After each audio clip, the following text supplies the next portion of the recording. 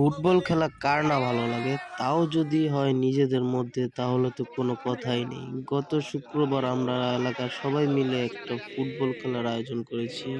Hello guys, আসসালামু আলাইকুম। আশা করি সবাই ভালো আছেন। আজকে আমরা জুনিয়র ভার্সেস সিনিয়র ফুটবল খেলার আয়োজন করেছি।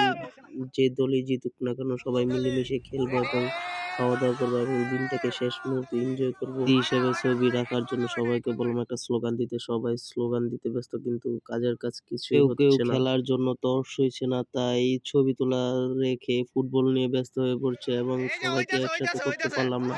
এবং পাশ থেকে ছোট ভাই মহিন বলতেছে যে ওরাই জিতবে। এলাকার সিনিয়র ভাই মোক্তার হোসেন সবাইরে পরামর্শ দিতেছে যাতে করে খেলার মাঝে কেউ আক্রমণাত্মক না হয় এবং কোনো দুর্ঘটনা যাতে না হয় সেজন্য পরামর্শ দিচ্ছে।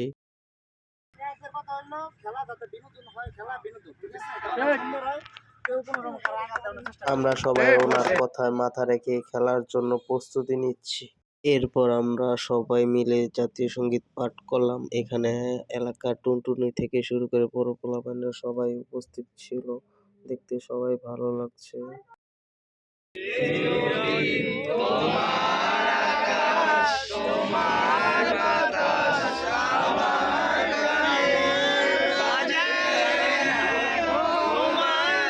জাতীয় সঙ্গীত গাওয়ার পর আমরা সবাই একে অপরের টিম মিটিং শেষ করলাম।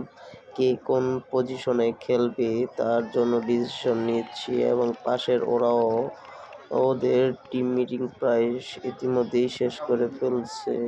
আমাদের খেলাটা যেহেতু সিনিয়র ভার্সেস জুনিয়র, তাই দুই ধরনের জার্সি আমরা পরিধান করেছি। এক লাল কালার যেটা জুনিয়র, আর এক এই যে আকাশি কালার যা সিনিয়রদের।